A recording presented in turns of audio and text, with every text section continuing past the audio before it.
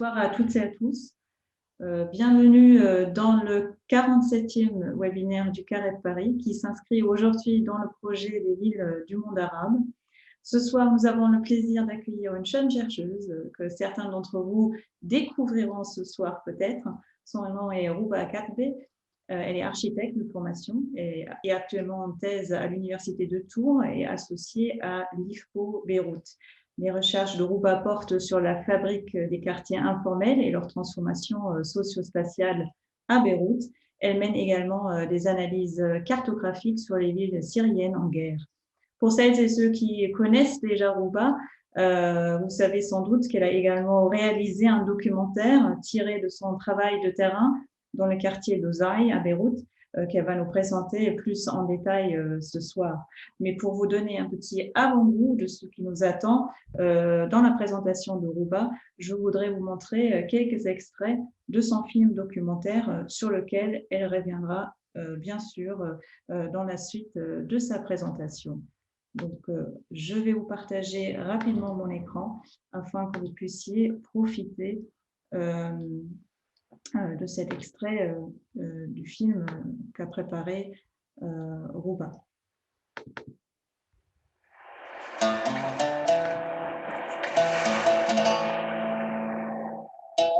عم تسأليني إنه بتحب تطلع، أكيد واحد بحب الأحسن. نحن هون جينا مع أيام الحرب، هجرت العالم وإجت معنا. هلا هون بالمنطقة ما في شيء اسمه ملك، ما في شيء، كله ملك الدولة والبلديات. هون يعني هون العالم مشكل من كل الطوائف. دولة غايبة هون، ما بتذكر أنا ناس ساعدت. مجتمع بسيط حر على الأغلب سجين، مثل طارق حارب سهل نيحته في كمين، مثل مرأة حرة شامخة بس خايفة من جنين، مثل صحن ستيك غالي مقدم بلا سكين. فهمت قصدي وين وليش ونحن كيف ومين عايشين بشجرة مخربة ورقة صفرة. سكانة من تشرين تركت العقيدة والدين واعتنقت المشرفة، علمني طريق الشارع أكثر من المدرسة. يعني أنا بفضل برجع على الكارنتينا بس ما فيني أرجع على الكارنتينا. في جيش قاعد بأرض قرايبيننا، أرض أهلنا لهلا بال 2020 وبعده ما أعطونا أرضنا، وشت النكبة هيدي زادتهم للأهالي هنيك أكثر.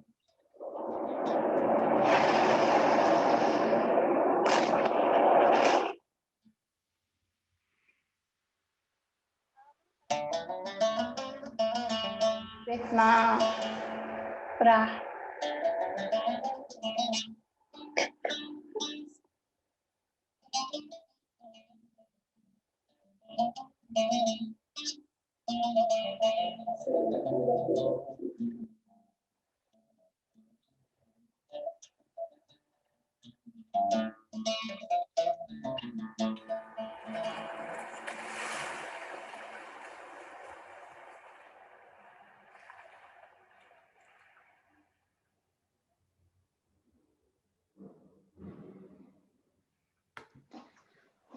Merci beaucoup, Rouba, d'être avec nous ce soir. C'est avec un grand plaisir et avec beaucoup d'émotion, après avoir vu ces images, que je t'accueille dans notre webinaire ce soir. Avant de te céder la place et à la présentation que tu nous as préparée, je voudrais quand même te poser la question, comment tu es venue à t'intéresser à ce sujet qui est quand même un sujet assez particulier. Oui, donc bonjour à toutes et à tous et merci à toi Isabelle et au CAREP pour l'invitation ce soir. L'intérêt sur ces sujets de la ville informelle en fait et des migrations est construit au fil du temps. Je pense le déclic c'était quand je faisais mes études d'architecture et j'ai commencé à apprendre beaucoup de choses sur la ville et je faisais mes études au Liban, donc j'apprenais beaucoup sur les villes libanaises et en même temps, j'entendais toujours ces discours à propos des quartiers informels, comme quoi ce sont des polarités commerciales. Tout le monde disait on va aller à Ouzaï ou d'autres quartiers, on va acheter des meubles, on va réparer des voitures. Mais en même temps, il y avait toujours derrière un discours stigmatisant ces quartiers, alors que tout le Liban, enfin presque des Libanais de tout le territoire, ils vont là-bas, mais derrière, il y a tout un discours en les appelant des quartiers illégaux, même des quartiers pas propres. Et donc, à travers ces discours, je me posais la question sur cette dualité, en fait. Comment ça se fait que c'est comme ça? Et donc, quand j'ai commencé le master, c'était évident pour moi de travailler sur ces sujets. Ensuite, tout ce qui est lié à la migration, au marché immobilier, marché locatif, les activités informelles, ça, c'est venu après avec le terrain et la construction du sujet. Voilà.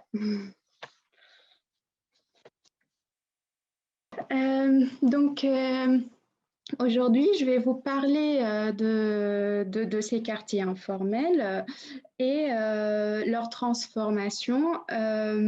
Donc, ce sont des quartiers qui sont construits entièrement ou partiellement en dehors des règles locales, d'urbanisme local, et qui constituent aujourd'hui des espaces structurants dans les villes du monde arabe. Donc aujourd'hui, je vais traiter la question dans son lien avec l'exil et le marché locatif qui en résulte. Donc l'étude de la location en fait révèle la transformation spatiale de ces territoires et le refaçonnement des hiérarchies sociales qui peuvent exister et qui se traduisent d'un côté des mobilités sociales ascendantes d'une partie des propriétaires qu'on va voir à travers leur trajectoire et qui sont d'origine sociale modeste et qui louent à des migrants. D'un autre côté, les migrants, quant à eux, ils subissent une régression sociale qui possède une dimension symbolique très forte et qu'on va aussi voir certaines de ces formes dans la présentation. En plus, ce qui est intéressant dans l'étude du marché locatif informel, c'est qu'il permet de questionner le rôle des autorités locales et de l'État qui se traduisent par des politiques de laisser-faire, telles qu'on va le voir à la fin de la présentation.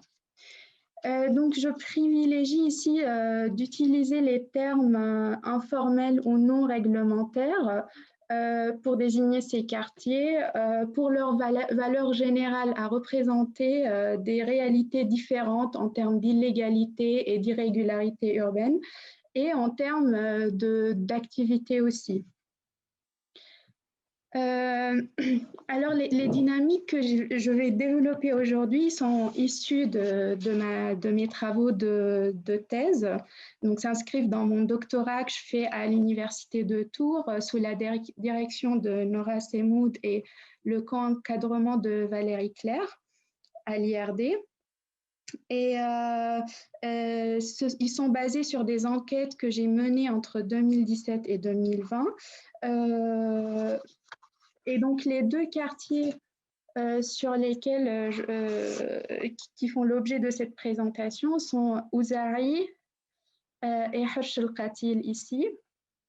Et ils se situent dans la banlieue sud de Beyrouth, qui regroupe, en fait, ces quartiers regroupent des populations libanaises, majoritairement chiites, des Palestiniens, des Kurdes, des Dom, des Syriens, ainsi que des travailleurs et travailleuses asiatiques et africaines, des Éthiopiens, des Bangladais, des Philippins. Et ils se situent dans la Dahiyeh, ça veut dire banlieue, qui est le territoire politique de Hezbollah et de son allié, le mouvement Amal. Donc, tout d'abord, on va voir comment ces quartiers se forment et se transforment. À Beyrouth, en fait, la fabrique des quartiers informels est étroitement liée aux migrations forcées, qui sont les résultats des guerres et des conflits nationaux et régionaux, et par la multiplication des constructions en période d'instabilité. Donc, ces espaces se sont massivement développés pendant la guerre civile libanaise entre 1975 et 1990, suite à l'exil forcé des populations libanaises du sud Liban qui ont fui l'invasion israélienne, mais aussi à cause des migrations des zones rurales de l'ABK.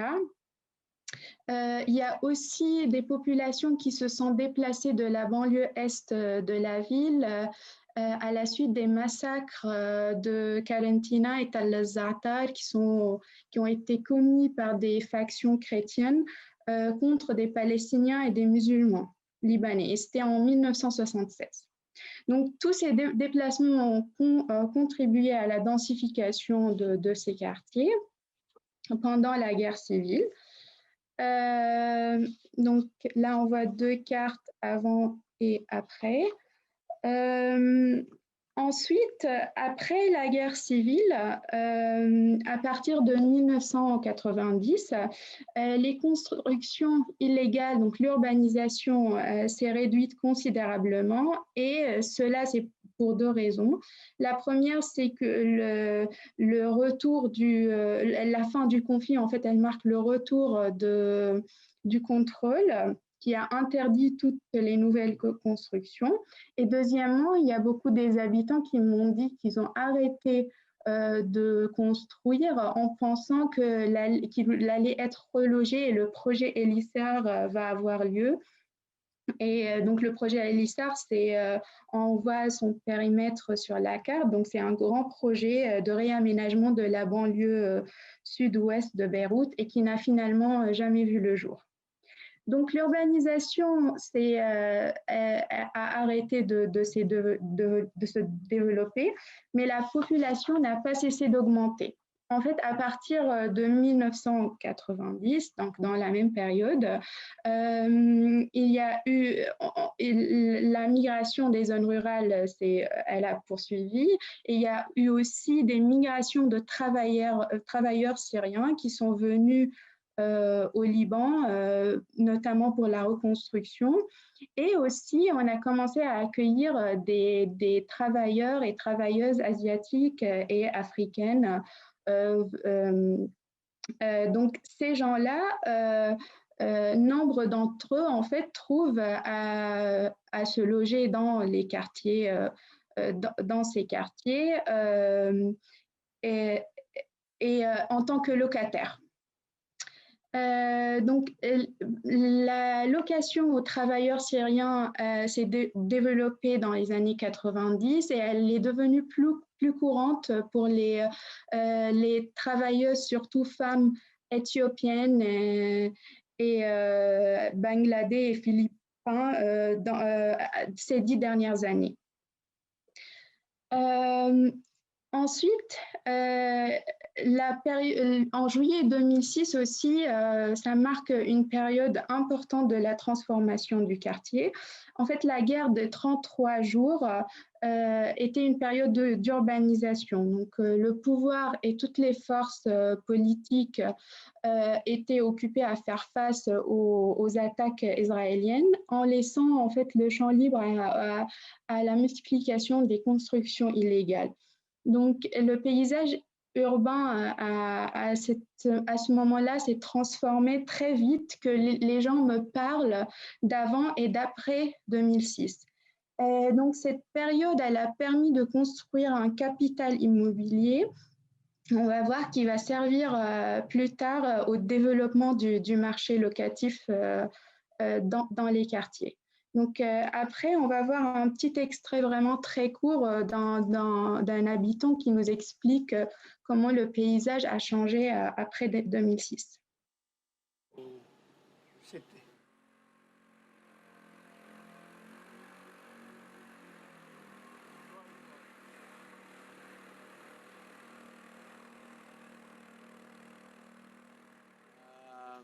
قبل 2006 كان بعد مش كتير معمر بيوت وقوى بصوب البحر على الواجهة البحرية. كنا نقعد بالحي يعني عنا بالبيت عن بيت جدي نشوف الشط بوجنا يعني. حتى كان انه بايام العواصف والهواء القوي وبالشتاء كان يطلع الموج لفوق على الحي يعني يوصل الموج بين السيارات. ويوصل على البيوت ويرجع ينزل. كنا كتير بعاد عن الشط. هلا عنا يعني عنجا يمرق هوا قد ما صار في بنايات وعمار قدام المنظر اللي كنا نشوف الشط منه بطلنا نشوفه للشط. Donc, voilà le témoignage de Santo qui parle d'Ouzari, mais aussi on voit le même phénomène en fait à Hersh el-Qatil. Ensuite arrive la période de 2011 et la guerre civile en Syrie, qui était un élément clé dans l'évolution du marché locatif de logement. En fait, l'arrivée massive des réfugiés syriens qui sont considérés, qui sont officiellement des déplacés, et le refus de l'État libanais de mettre en place une politique d'accueil a conduit ces personnes à se débrouiller tout seuls et à s'orienter vers la location. Donc, pour les plus pauvres entre eux, ils se sont installés dans la région de la Bekaa et dans la banlieue et dans les quartiers populaires de la banlieue de Beyrouth. Donc cela a généré en fait les propriétaires ils ont commencé à adopter des nouvelles stratégies pour adapter la demande le logement à la demande de location et pour optimiser les profits.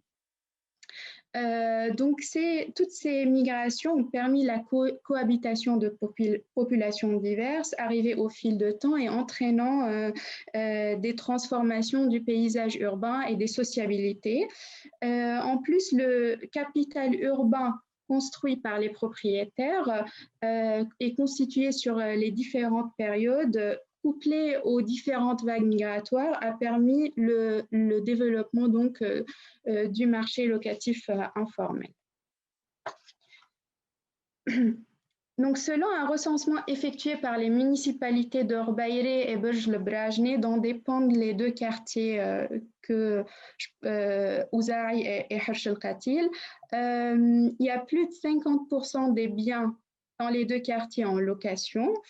Et il y a plus de 50% des habitants des Syriens.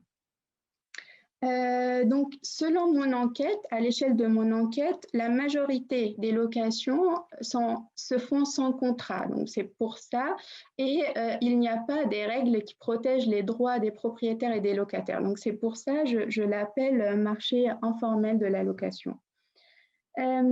Cette location prend plusieurs formes. Donc, les appartements ne sont pas le seul bien à être loué. Il y a des locaux commerciaux qui ont été transformés en habitation.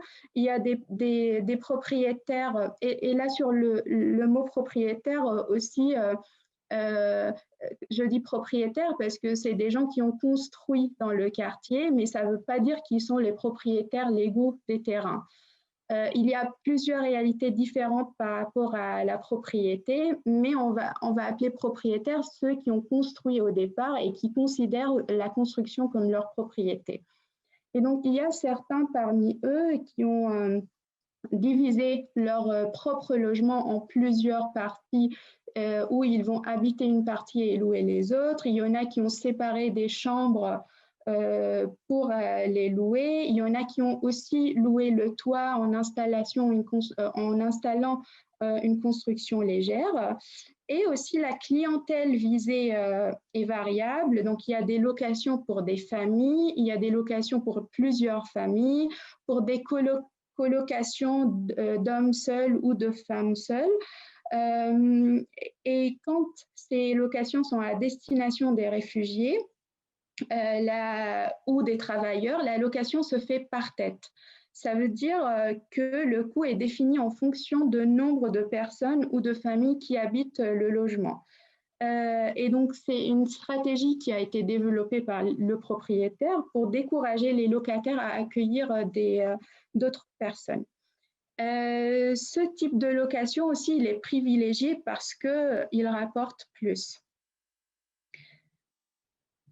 Alors, maintenant, on va passer à l'analyse des mobilités des acteurs qui sont représentatifs en fait de la diversité des trajectoires socio-spatiaux et aussi qui montrent que ces quartiers, ils ne sont pas homogènes. il y a différentes trajectoires qui se font. Et donc, je vais étudier ces trajectoires en lien avec les stratégies locatives à travers l'exemple de réfugiés syriens dans ces quartiers. Donc, par acteur, ici, j'entends les propriétaires et les locataires. Quant à l'acteur public, je vais présenter son rôle brièvement à la fin. Donc, je commence par les propriétaires. En fait, c'est vrai que la crise syrienne a aggravé des multiples problèmes déjà existants au Liban, des problèmes économiques, sociaux, sanitaires, donc dans un pays qui connaît déjà des sérieuses difficultés et qui souffre d'une insuffisance criante et d'un manque de services et d'infrastructures.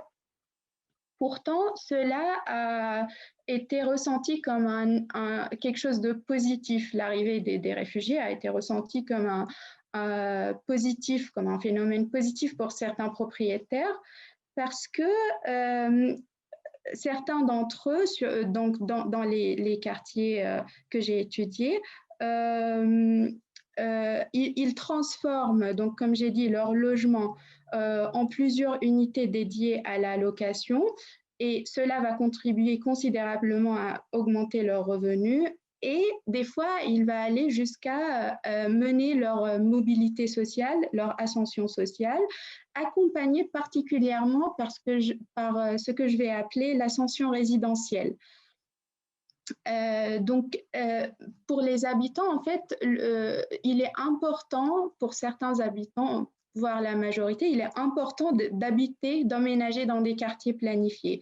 Cela constitue une étape importante de leur trajectoire et témoigne de leur démarginalisation.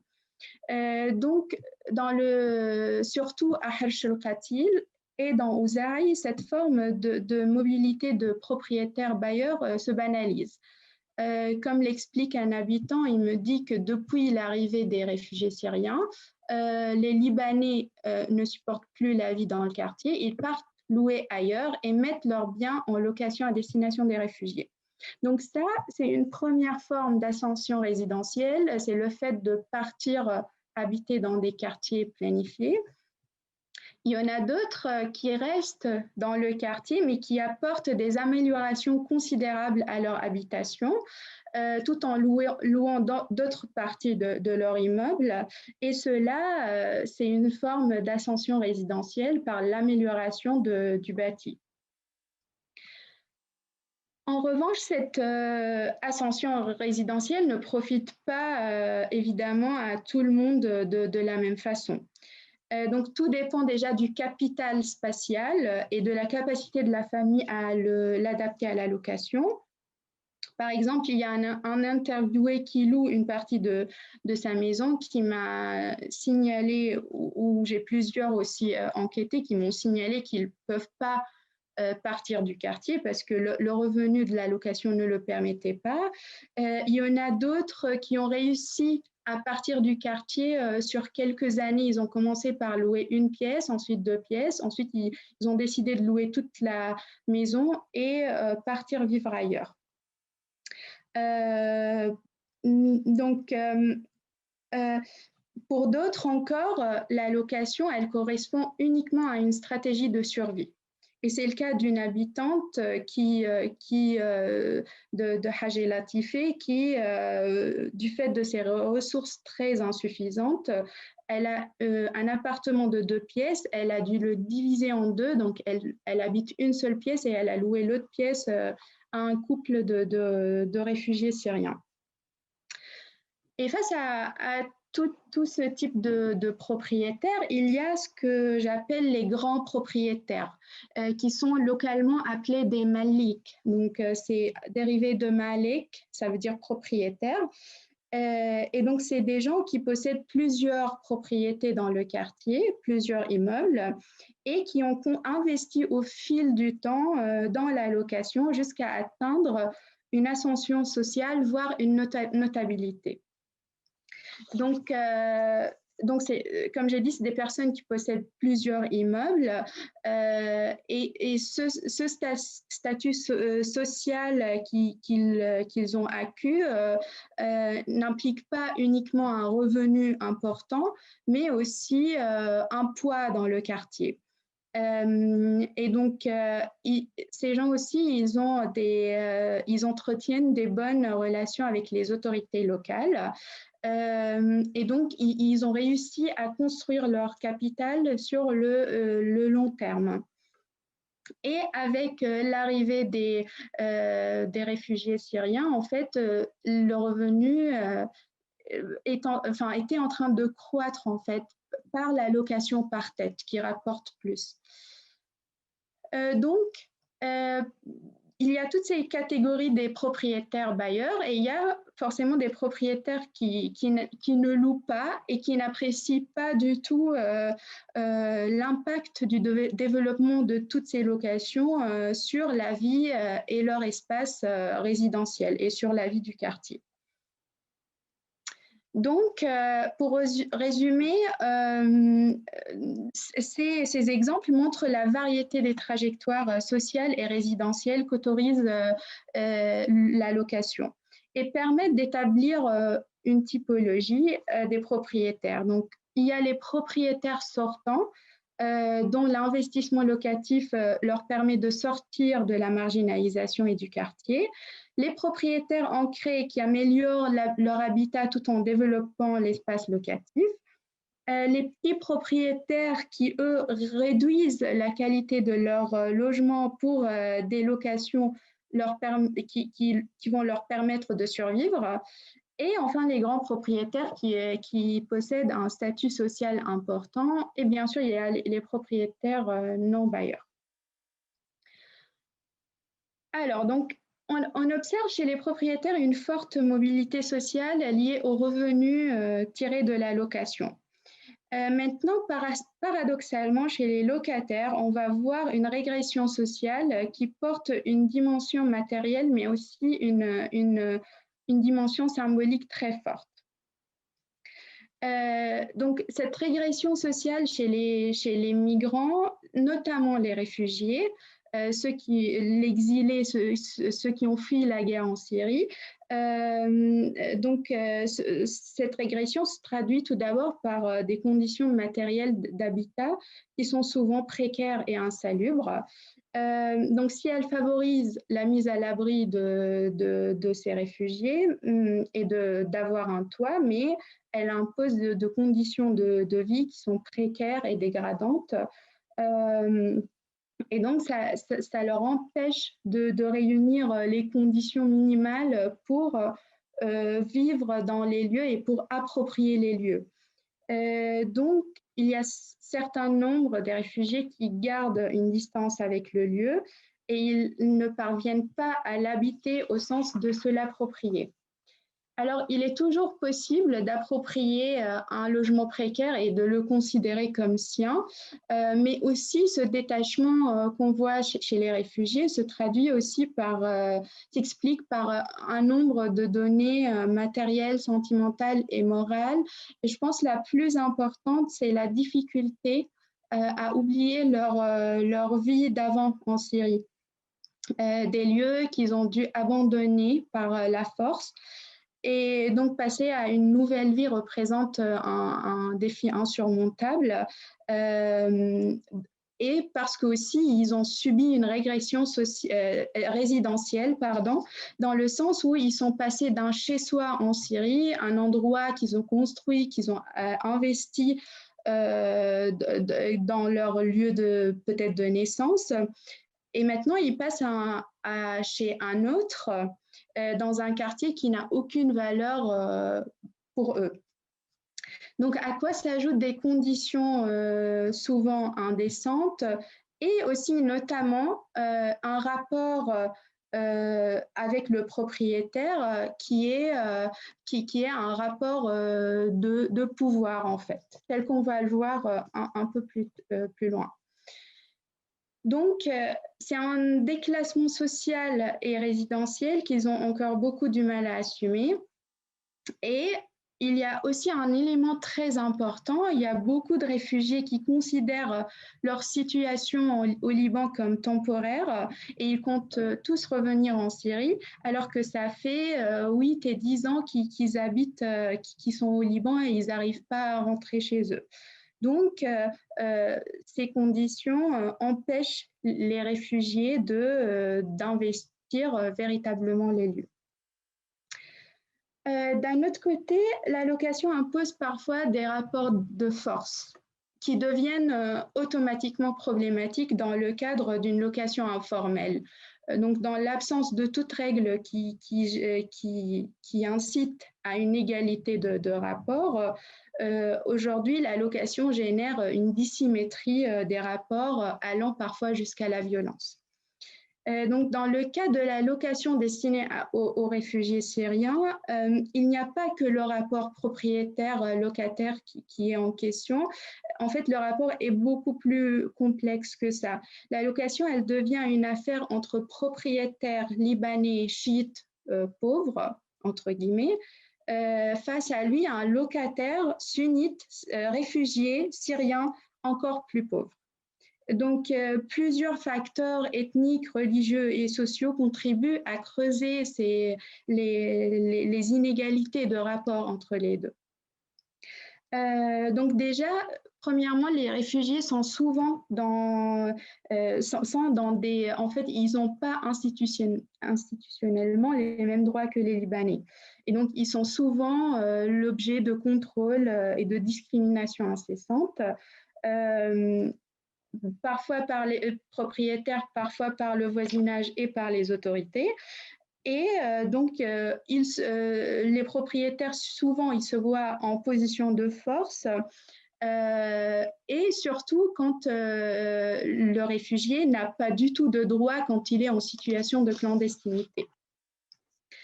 Ensuite, être réfugié syrien au Liban renvoie à deux images. Donc, la présence syrienne au Liban rappelle l'occupation syrienne l'occupation de l'armée syrienne entre 1975 et 2005 et qui a laissé des traces de violence et que les gens ont du mal à oublier.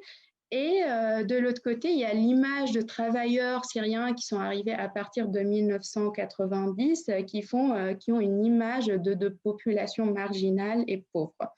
Donc, cela contribue aussi à monter les tensions en fait, entre les habitants et les nouveaux arrivés, les réfugiés. Donc, même si à l'échelle du quartier, il y a des gens qui soutiennent la cause des réfugiés syriens et leur exil forcé, mais pratiquement tous les habitants et les autorités restent vigilants et méfiants à leur encontre. Et soumettent sous surveillance, et cela est approfondi par les appartenances confessionnelles. En fait, la population libanaise chiite dans le quartier, elle est toujours méfiante par rapport à cette présence massive de locataires en majorité sunnite. Donc, toutes ces conditions impliquent des rapports socialement et économiquement inégaux entre le propriétaire et le locataire. Et donc, en plus de tout ça, il n'y a aucune règle, il n'y a pas de loi pour réguler, il n'y a pas de contrôle en fait pour réguler toutes ces conditions. Donc, cela place systématiquement le propriétaire en position de force envers un locataire qui est incertain de son avenir. Donc, il est bien sûr erroné de limiter le quotidien des réfugiés à la seule domination par les propriétaires, mais, et cela a été démontré par plusieurs recherches, les moyens et les stratégies des réfugiés de s'intégrer dans l'espace et dans la ville, mais le marché locatif finalement se cristallise autour de mal logements, mal habités et des rapports des dominations qui contribuent à la régression résidentielle et sociale des migrants syriens qui est déjà en cours à cause de l'exil forcé. Donc maintenant, je vais vous présenter deux extraits de Alia, aussi des extraits du film, où elle exprime un peu ce que je viens de dire par rapport aux migrants syriens.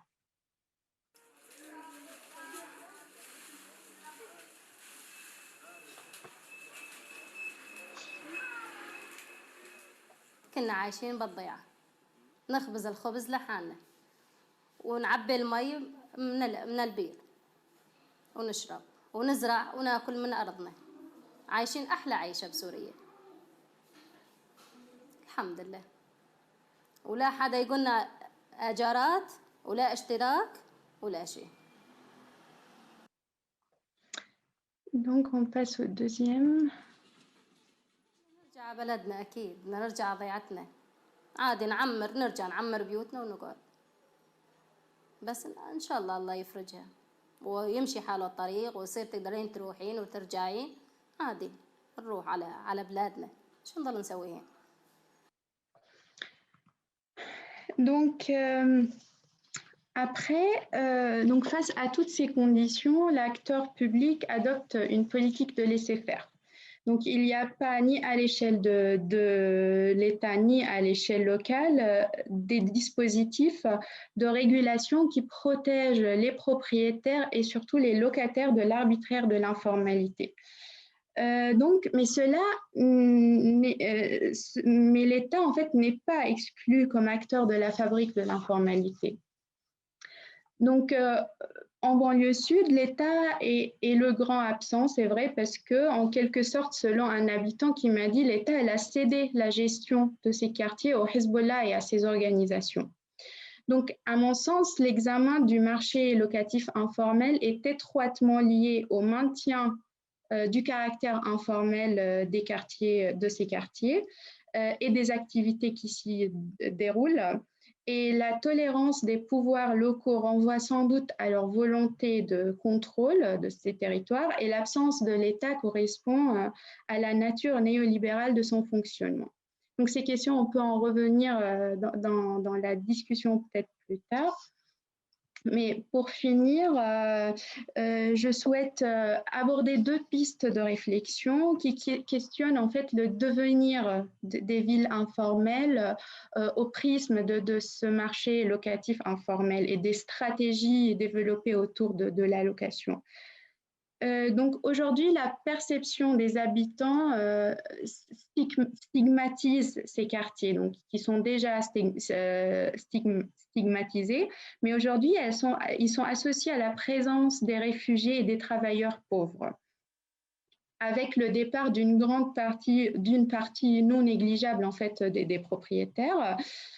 Donc, l'image de ces quartiers est tellement associée à la présence des réfugiés que les habitants eux-mêmes font de leur quartier l'image d'une marge. Dans leur discours, on entend qu'ils se considèrent habités dans des marges. D'un autre côté, les stratifications sociales que j'ai essayé de montrer aujourd'hui, qui sont induites en partie par le marché locatif, redessinent l'avenir des quartiers informels. On l'a vu là à travers l'exemple de réfugiés syriens, mais ça a été aussi peut-être le cas avant et ça risque de poursuivre. Et donc, les quartiers, ils sont en grande partie habités par des locataires écrasés par des rapports de domination. Donc, dans ce contexte, je me demande dans quelle mesure, en fait, ces conditions réunies peuvent contraindre la possibilité d'agir collectivement pour améliorer les conditions de vie. Et dans ce sens, je trouve que l'analyse du marché locatif informel devient indispensable dans une ville comme Beyrouth, qui est en pleine crise aujourd'hui, non seulement pour comprendre les formes d'accès au logement, mais aussi des Libanais et des migrants étrangers, mais aussi pour construire une réflexion sur le droit à la ville de toutes ces populations-là. Donc voilà, merci. Merci beaucoup, Rouba. Merci pour votre écoute. Pour ta présentation, Rouba. Merci beaucoup, Rouba, pour ta présentation. Elle était très riche et effectivement, ça ouvre plein d'idées et plein de pistes de réflexion par ailleurs. Je voudrais revenir peut-être sur un point que tu as mentionné d'emblée, en fait, dans ta présentation, quand tu nous as montré tes cartes. Effectivement, les deux quartiers que tu étudies, donc Oza et Rocher Katil, ils sont dans du territoire qui est effectivement sous contrôle du Hezbollah. Tu disais aussi dans ta présentation que la situation qui est celle en fait de ces quartiers est due à une politique de laisser faire de ces municipalités. Donc je me pose quand même la question dans quelle mesure ce marché locatif informel ne constitue pas quelque part aussi une rentrée d'argent pour le parti de Dieu et d'où peut-être un certain intérêt pour ce parti politique de laisser faire et de laisser s'épanouir ce marché. Donc, je voulais savoir si tu avais des informations sur ce sujet-là. Ok. Donc, en vrai, à ma connaissance, j'ai pas une information qui dit qu'il y a une rentrée directe d'argent grâce au marché locatif, contrairement au commerce où les municipalités en fait imposent des taxes, même pour les commerces informels. Donc, il y a des taxes qui sont payées. À ma connaissance, ce n'est pas le cas du marché locatif parce qu'il y a beaucoup qui n'ont pas enregistré leur contrat à la municipalité. Après, indirectement, même si peut-être ce n'est pas une source d'argent direct, mais indirectement, je pense que le marché locatif, il contribue en grande partie au développement de l'économie dans ces territoires. Et donc, c'est une source de revenus très importante pour la population et pour la dynamique globale de l'économie dans le territoire. D'accord. Merci beaucoup, Rouba. Tu évoquais aussi la question justement des migrants syriens qui constituent effectivement le plus grand nombre de locataires dans ces deux quartiers. Et tu as très bien expliqué dans ta présentation que ces réfugiés constituent quelque part une véritable manne en fait, financière pour les propriétaires des bâtisses dans ces deux quartiers qui s'enrichissent effectivement grâce à la subdivision de leurs bâtisses qui louent les pièces. Je me demande si ce phénomène, est-ce qu'il est forcément propre au monde arabe, puisque Valérie Claire qui nous écoute, elle a travaillé sur ce sujet aussi ailleurs, en Syrie. Est-ce que c'est quelque chose qu'on observe particulièrement dans le monde arabe ou est-ce qu'on peut penser à d'autres exemples? Je sais que dans ton papier, tu cites aussi les favelas de Rio. Dans quelle mesure on peut ici faire des liens de comparaison? Du coup, je pense, oui, effectivement, la location, elle est présente peut-être, j'espère que je ne me trompe pas, mais je pense qu'elle existe dans tous les quartiers informels dans le monde. Et ça a été le cas dans les villes arabes et dans des villes en Amérique latine.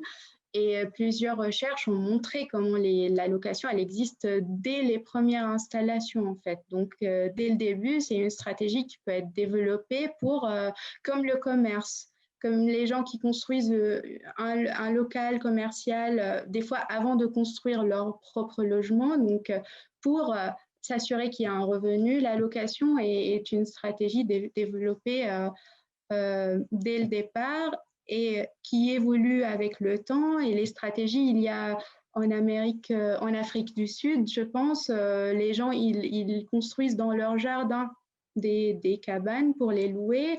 Donc, il y a plusieurs formes et c'est un marché qui se développe effectivement dans beaucoup d'autres villes. Après, ce qui est particulier dans le cas de Beyrouth, c'est qu'avec la migration massive des réfugiés syriens, et comme il n'y avait pas une politique d'accueil, l'essor, il était fort en fait. Il était fort et rapide aussi. On a effectivement beaucoup parlé des Syriens, mais on pense forcément, lorsqu'on parle du Liban, on pense forcément aussi aux Palestiniens qui sont arrivés bien avant les Syriens et qui avaient des conditions de logements semblables. Alors, dans ces quartiers, effectivement, il y a sans doute des propriétaires palestiniens. C'était peut-être pas ici ton sujet d'étude, mais j'aimerais quand même te poser cette question. Qu'en est-il aujourd'hui? Est-ce que les Palestiniens sont devenus finalement ceux qui louent aujourd'hui aux Syriens?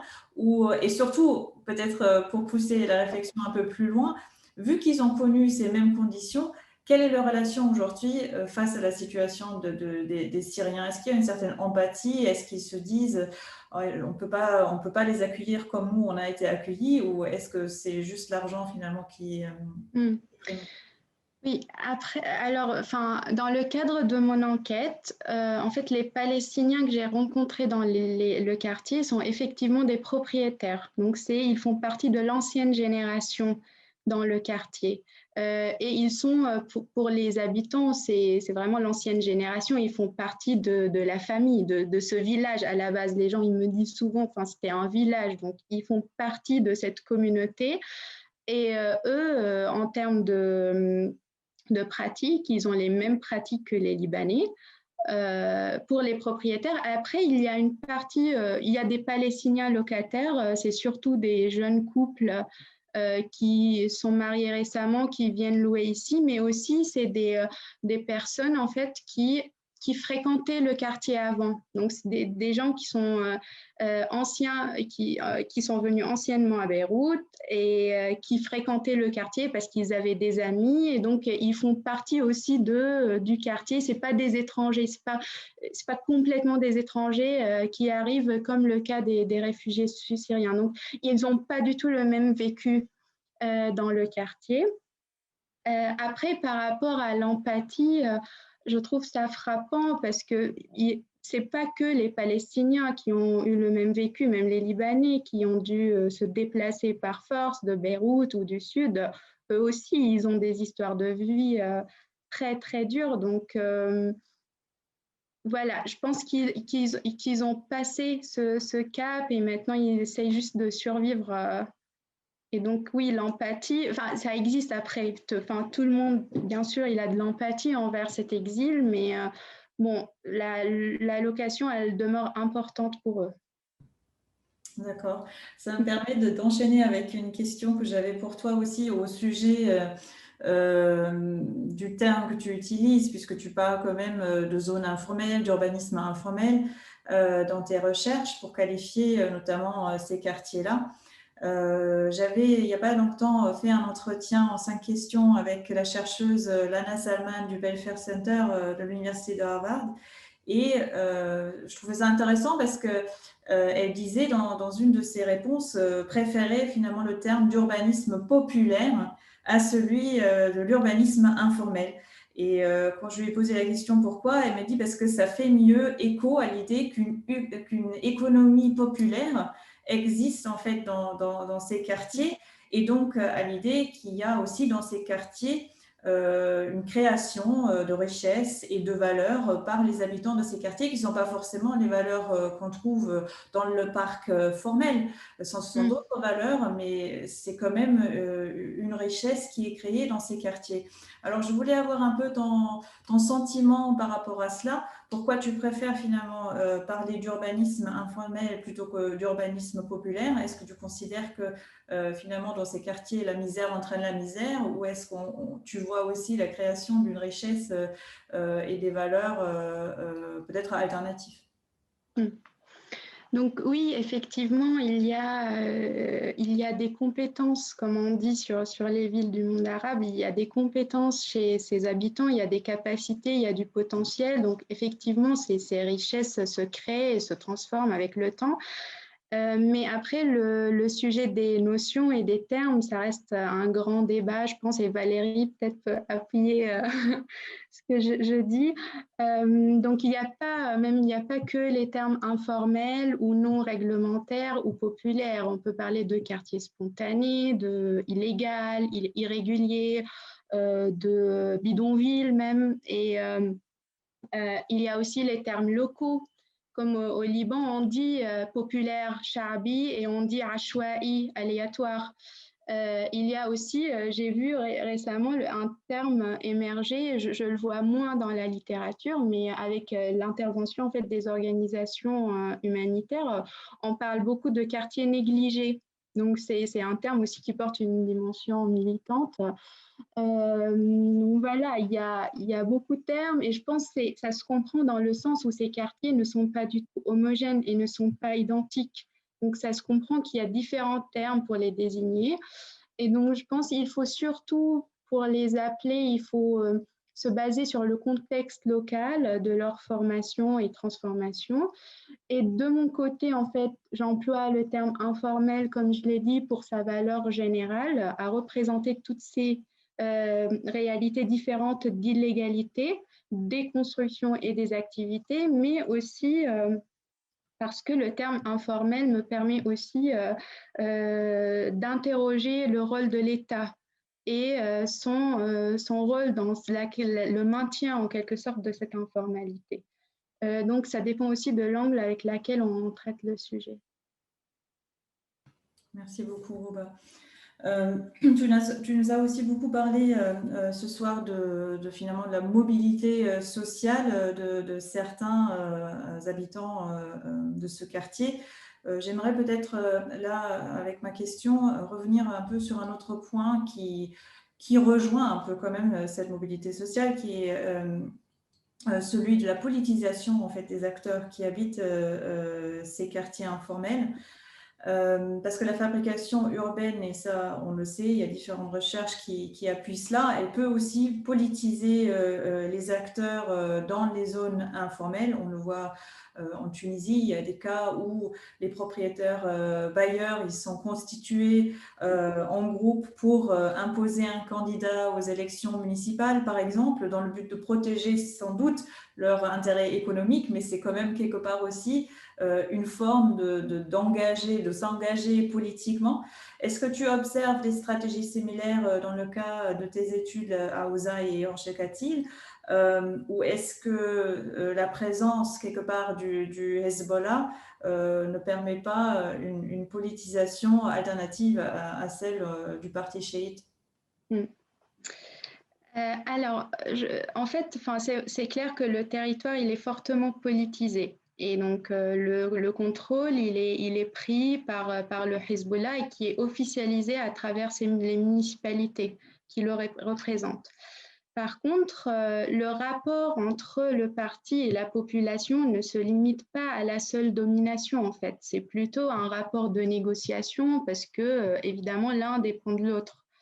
Donc, justement, le parti et les municipalités, elles tolèrent certaines activités justement pour éviter des mobilisations et des oppositions. Et en même temps, la population, en fait, elle sent que ces partis sont les protecteurs de ce territoire. Et donc, voilà, il y a un rapport de négociation entre les deux. Et donc, et cela veut dire que les gens se mobilisent en fait. Ils ne sont pas vraiment dominés, ils se mobilisent contre pour réclamer des services. Ils se mobilisent s'il y a une démolition, par exemple, d'une pièce, d'une construction. Ils se mobilisent, ils coupent des routes. Donc, ils sont là, ils sont présents, ils parlent à travers leur mobilisation. Et surtout, en fait, quand il y a même un conflit personnel entre une personne et les autorités locales, on peut voir des formes de solidarité autour de lui, surtout quand il s'agit d'un membre de grandes familles qu'on appelle l'Ashire. C'est les grandes familles de la Beka. Donc là, on peut voir des centaines de personnes de la famille qui sont prêts à couper la route pour protéger ce membre de la famille. Donc oui, forcément, il y a des mobilisations, ce n'est pas uniquement une domination, et il faut savoir que aussi dans ces territoires, il y a des opposants aux partis politiques aussi. Après, je pense en fait que après il y a aussi des mobilisations discrètes, il y a deux formes d'auto-organisation, même si les municipalités elles essayent aujourd'hui de contrôler, de limiter les constructions illégales, mais il y a toujours des formes de co-organisation et qui témoignent de formes de solidarité que les gens font en dehors de l'autorité, en fait. Donc voilà, il y a pas... Donc, peut-être ils vont pas aller... il n'y a pas quelqu'un qui va se présenter face aux partis politiques, mais il y a des formes de mobilisation. Et je tiens aussi à dire qu'il faut savoir que la majorité des habitants de ces quartiers ne votent pas dans la banlieue sud. Donc, ils sont pas électeurs dans ce territoire, ils votent dans leur village d'origine. Donc, j'ai eu la chance d'être au Liban en 2018 pendant les élections et je suis allée dans le quartier, il était vide. Tout était fermé, il n'y avait personne.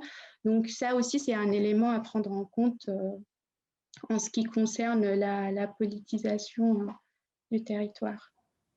Merci beaucoup, Rouba.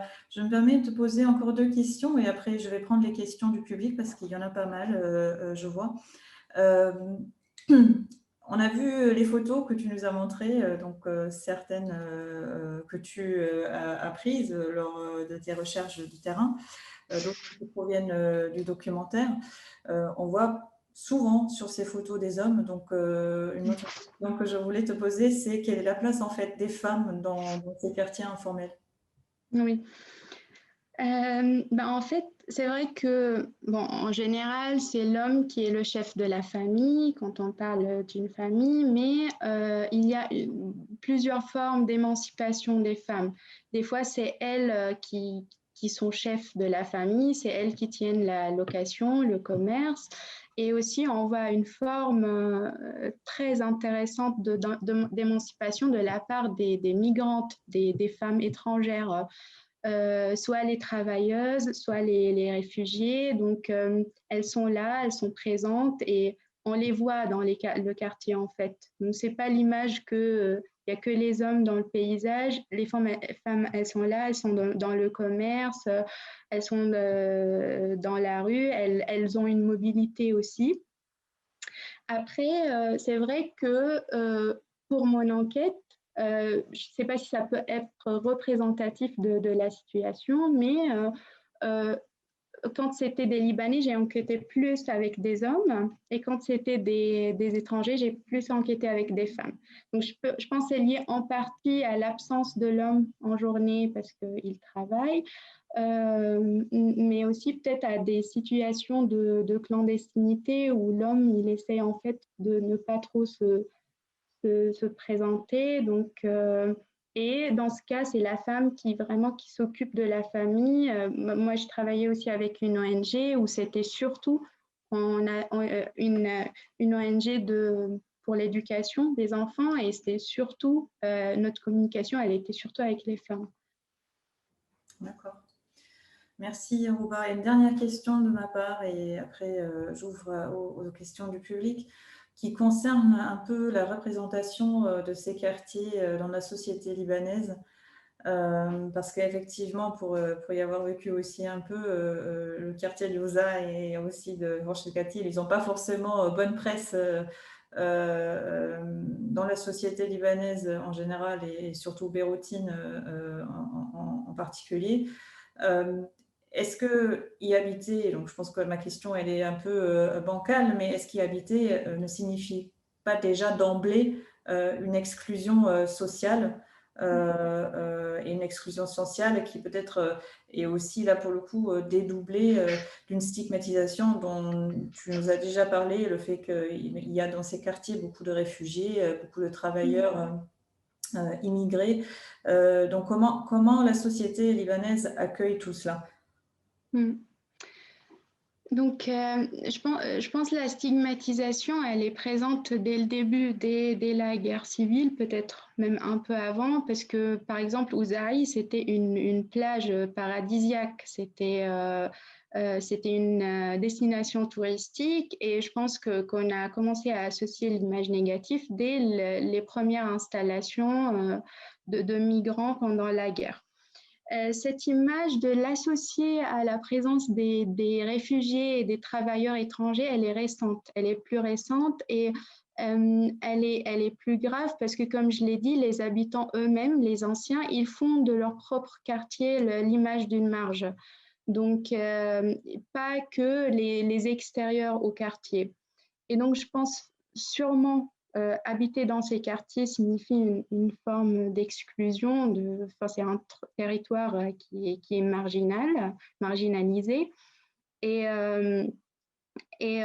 donc, ça s'entend à travers les discours des habitants de la ville, des habitants du quartier et aussi des autorités. Donc c'est quelque chose qui est commune. Et moi, je me rappelle quand je fais mes enquêtes et je prenais un service des quartiers centraux vers la banlieue, on me posait toujours des questions. Qu'est-ce que tu vas faire là-bas? C'est pas du tout pareil. Donc oui, le discours d'exclusion, il est partout en fait. Merci beaucoup, Rouba. On a une première question qui nous vient de Facebook.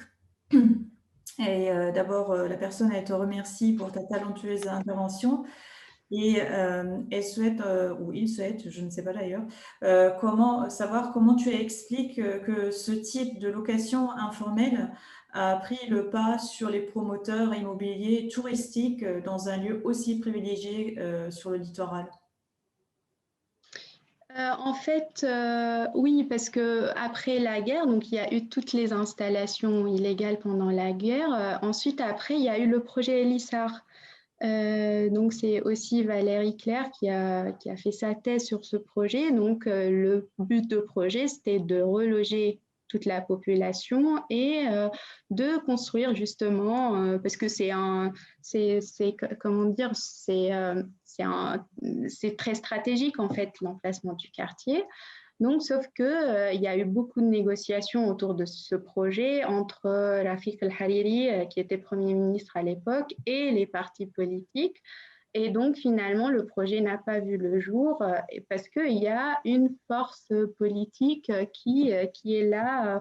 Pour ça, les habitants, ils considèrent que les partis sont protecteurs de ce territoire parce qu'eux aussi, ils ont négocié pour des grands projets qui étaient censés reloger les gens. Donc, c'est encore une histoire de rapport de force politique. Ouais. Merci à toi, Rouba. Une question de Stéphane Cartier, en fait plusieurs que je vais te lire ensemble. Il souhaite savoir quels moyens techniques et financiers as-tu dû déployer pour ce film que tu as monté donc avec ta collègue et voilà, alors après, j'aimerais savoir ce qu'il voudrait dire par projection locale. Je pense que peut-être, est-ce que tu vas le montrer également à ces gens que tu as interviewés ou pas? Donc, je te laisse répondre à ces questions. Oui, c'est très bien de m'avoir posé ces questions. Donc, justement, avec Isabelle, on a parlé. J'ai dit que je ne peux pas mettre beaucoup d'extraits parce que je n'ai pas encore montré le film aux habitants. Et justement, c'est ce que je vais faire dans 2 semaines. Je rentre au Liban dans 2 semaines et j'espère pouvoir le projeter au moins pour ceux qui ont participé en fait. Donc, ça va se faire. J'espère que la situation le permettra. Après, les moyens financiers aussi, merci de m'avoir posé cette question parce que je veux vraiment remercier toute l'équipe qui a travaillé avec moi, la co-réalisatrice, le DOP, son assistant, le rappeur Santo qui est un habitant du quartier et donc, je vais les nommer quand même, la co-réalisatrice Hania Khouri, le DOP Fadi Farran, son assistant Hadi Rarda, le rappeur Santo et Alexandre Langelin qui a fait la musique originale Lafta. Et donc, je remercie vraiment toutes ces personnes qui ont travaillé gratuitement pour le projet. Donc, on avait 0 financement pour le tournage. Et on a eu un soutien financier dans la post-production pour la traduction et pour des choses de post-production en fait de la part de la MSH Val-de-Loire. Mais quand on a monté le projet, quand on a tourné et quand on a commencé la post-production, on avait 0 financement. Donc je remercie vraiment toutes ces personnes qui ont été très motivés pour faire ce projet avec moi. Merci, parce que c'est très réussi comme film, donc j'espère que nous aurons aussi l'occasion de le montrer en entier. Bien sûr, Peut-être si on arrivera à revenir à une présentation en présentiel, ce serait quelque chose. ça me ferait plaisir. En fait, j'attends que les habitants le valident et il sera ouvert au public sans problème. Alors, il y a une autre question que Stéphane te pose, à savoir comment les réfugiés financent les loyers. Alors, il y a beaucoup qui travaillent déjà. On a vu dans la vidéo, Alia, elle épluche l'ail toute la journée avec sa belle-sœur. Donc, ils travaillent, ils font l'argent. Après, ils ont des aides financières, mais je ne connais pas la part, en fait, des organisations internationales. Donc, c'est difficile à dire, mais je sais que pour la grande majorité d'eux, ils travaillent il y en a beaucoup dans ces quartiers qui travaillent dans le marché de gros qui est à côté. Ils travaillent en tant que vendeurs, ils travaillent en tant que livreurs. Dans la construction, voilà, donc oui, ils travaillent. Une question de Elsa Maaroui. Bonsoir, merci beaucoup pour cette présentation extrêmement riche et intéressante. J'ai deux questions. Donc la première, vous avez mentionné les bonnes relations entretenues par les grands propriétaires avec les autorités locales. Donc pouvez-vous détailler ce que vous décrivez comme bonnes relations? Et sa deuxième question est quel a été le rôle, si existant, des acteurs humanitaires dans les quartiers étudiés? Par exemple, à Akkar ou dans la Bekaa, il y a eu une intervention humanitaire très forte qui a soutenu la modification du parc locatif de ces régions. Qu'en est-il pour la banlieue sud de Beyrouth? Oui, donc pour la première question, les bonnes relations, c'est que ces grands propriétaires sont souvent des partisans des partis politiques. Ils ont un contact très fort avec les cadres du parti, avec les municipalités. En tout cas, je ne les connais pas tous, mais j'ai enquêté avec 3 ou 4, donc c'était le cas pour eux. Et aussi, ils sont des référents dans le quartier, c'est-à-dire, c'est un filtre. S'il y a un problème dans le quartier, on va faire appel. Il y a une situation devant moi où il y a eu une dispute entre deux personnes et c'était vraiment un grand propriétaire qui est venu régler le problème. Et c'est à ce moment-là où j'ai vu qu'il y avait cette notabilité, ce poids dans le quartier. Donc, ils sont reconnus par les habitants et par les autorités pour être une sorte d'intermédiaire. Après, pour la deuxième question, c'était sur... J'ai oublié. C'était par rapport au rôle des acteurs humanitaires dans les quartiers étudiés. Oui. Et la question qu'à Akkar, il y a effectivement eu des interventions humanitaires très fortes qui ont soutenu la modification. Alors, oui, pour la location, j'ai pas, à part des aides financières, il n'y a pas eu de véritables, on va dire, interventions de l'humanitaire, en tout cas dans les quartiers que j'ai vus. Par contre, il y a des ONG qui se sont installées et dans le film, je le montre parce que ça aussi, c'était une forme de transformation du quartier. Avant, il n'y avait pas du tout des ONG qui sont en dehors des organisations des partis politiques. Donc ça, c'est très intéressant. Ils ont pu s'installer dans le quartier et eux, même s'ils accueillent, c'est plutôt sur l'éducation des enfants, pour accompagner les femmes. Et donc, elles sont là, même si les ONG, elles ne sont pas uniquement à destination des réfugiés, elles sont ouvertes à tout le monde, mais c'est surtout des enfants réfugiés qui viennent dans ces ONG et des femmes réfugiées. Mais en termes de location, il n'y a pas une intervention à ce niveau-là. Merci beaucoup. Il y a une question aussi de Boguslav Sagorski. Est-ce que les mariages entre les locaux, les Libanais, anciens immigrés palestiniens, et les Syriens, donc les nouveaux immigrés, sont fréquents dans ces quartiers? comment ces mariages, s'ils arrivent, sont perçus par les habitants dans les 3 groupes? Donc oui, effectivement, il y a des mariages mixtes, mais encore une fois, c'est lié vraiment à la classe sociale.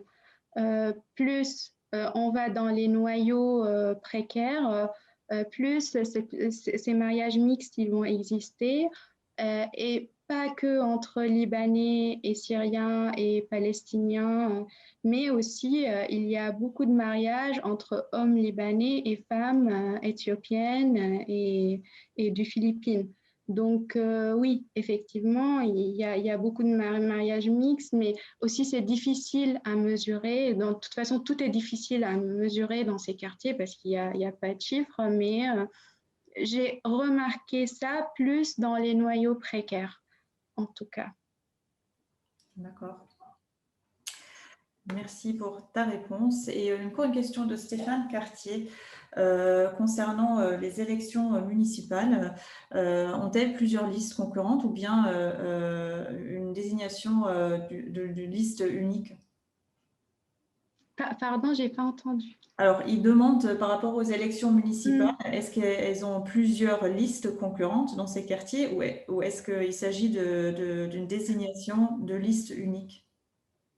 Alors, je ne sais pas en vrai. Je n'ai pas une idée pour les dernières élections parce que les quartiers, ils dépendent des municipalités d'Orbaïré. Et le Brajné, Orbaïré, c'est je pense, c'est la plus grande municipalité. Donc, je pense forcément, il y a une concurrence, mais bon, je n'ai pas envie de dire des bêtises. Une autre question de Ahmed Nahal. Il voudrait savoir quel rôle incombe finalement à l'État, donc aux autorités, qui sont un acteur principal en fait dans l'opération d'urbanisation. Donc, tu en as parlé un peu aussi dans ta présentation, mais peut-être tu peux revenir un peu sur, comme tu disais, l'État est un peu absent quoi, dans ces quartiers. Oui. Oui, donc en fait, comme j'ai dit déjà, les autorités, donc il y a le niveau des autorités locales, il y a le niveau de l'État.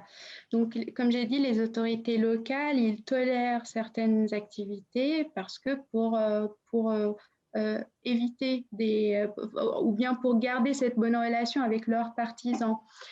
Du côté de l'État, qui est complètement en fait absent, je vais parler particulièrement du sujet de logement, mais qui peut aussi, on peut le voir sur d'autres sujets de la vie urbaine.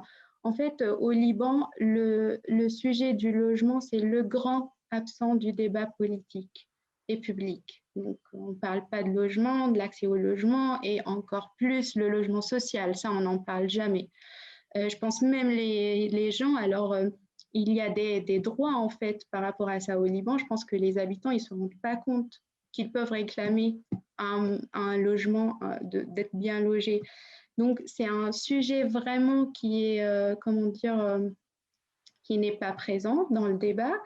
Et donc, pour l'État, en fait, l'informalité, c'est une alternative à son incapacité à comment dire, à produire du logement pour une grande partie de population qui, sans l'informalité, elle ne peut pas vivre en ville. Et l'État, dans son incapacité de trouver une alternative, je pense, elle est dans une politique de tolérer ces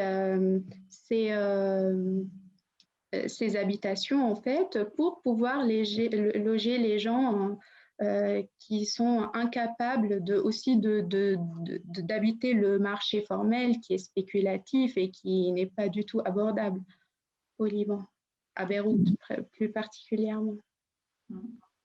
Et particulièrement justement dans les banlieues, parce que comme ça, comme tu dis très justement, ils sont moins visibles peut-être. Il y a aussi une question de visibilité qui entre en ligne de compte ici.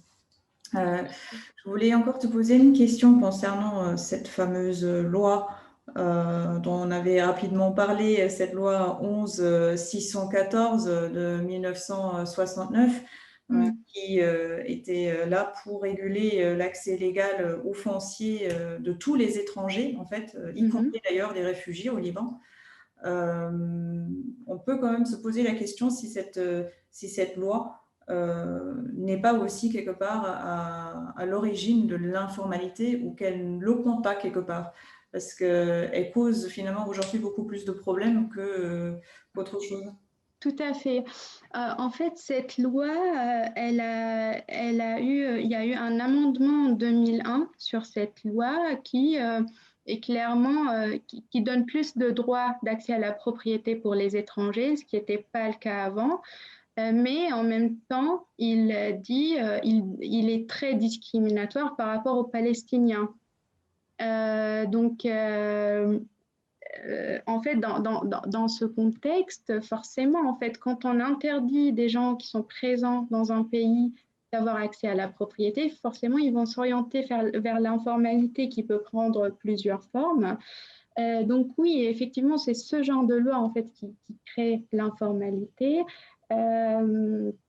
Ensuite, aussi, là, il y a les lois et il y a aussi le fait qu'on n'a pas bien géré l'arrivée des réfugiés syriens. Donc, il y en a beaucoup qui sont en situation de clandestinité.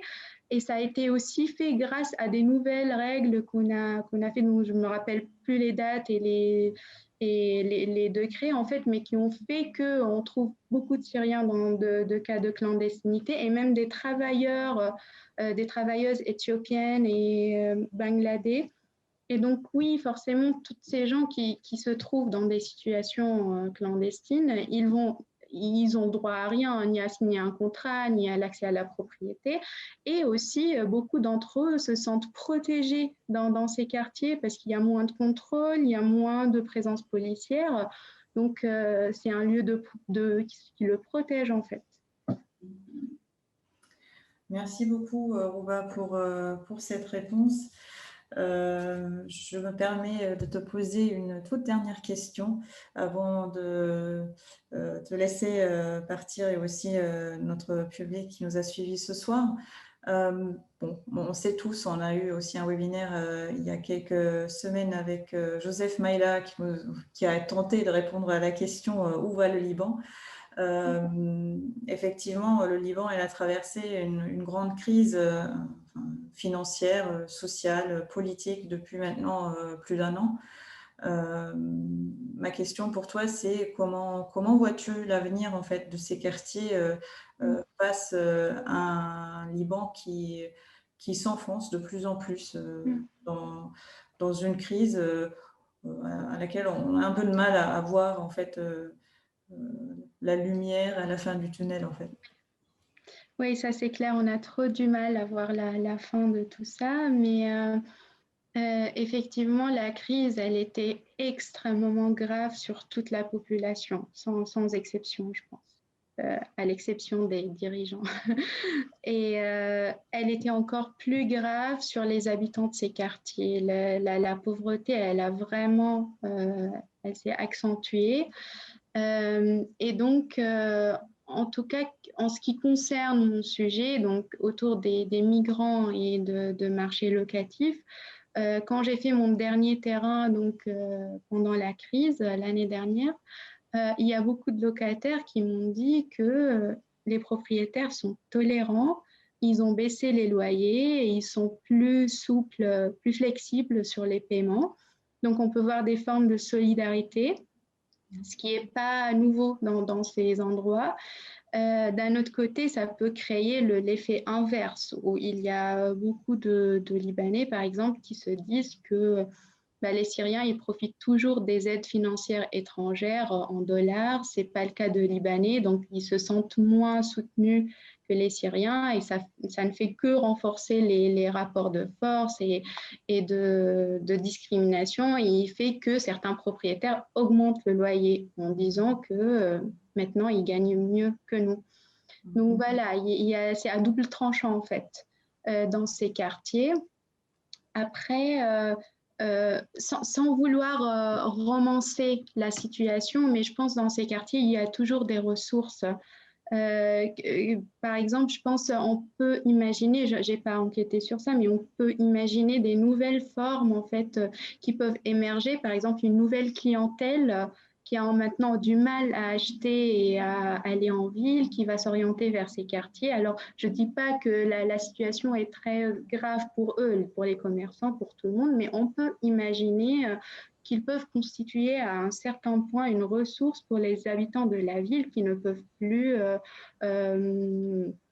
en fait acheter et vivre en ville, quoi. Donc, je pense que c'est intéressant de voir la transformation de ces quartiers, des activités au cours de la crise. Je me permets de te poser la toute dernière question qui vient de tomber, et c'est encore une de Ahmed Nahal. Un peu challenging parce qu'il demande si on peut parler vraiment de quartier informel du moment que l'État légitimise ces quartiers par la fourniture de services comme l'électricité, eau, et qu'on pourrait éventuellement qualifier de synonyme d'habitabilité. Oui, en fait, je pense il y a beaucoup de quartiers informels maintenant dans le monde qui sont équipés par l'État.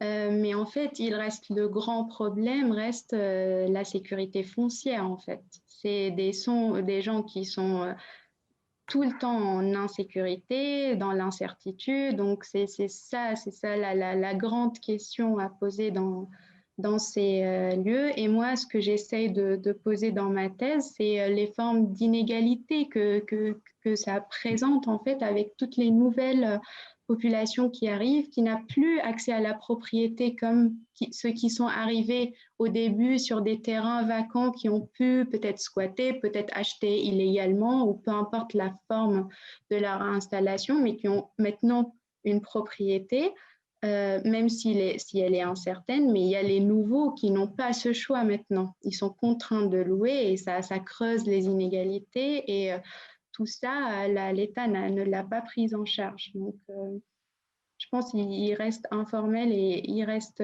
extrêmement exclu. Eh bien, ce sera le mot de la fin, chère Rouba. Merci beaucoup pour ta présentation ce soir. Et vraiment un grand bravo pour ce travail sur le film que tu as réalisé avec tes collègues. Merci. Encore une fois, j'espère qu'on aura l'occasion de le voir ensemble et de pouvoir faire un débat autour de ce documentaire. J'espère aussi et merci beaucoup à toi et au CAREP et à tous ceux qui ont suivi la présentation. Merci beaucoup. Bonne soirée. Bonne soirée à tout le monde. Au revoir.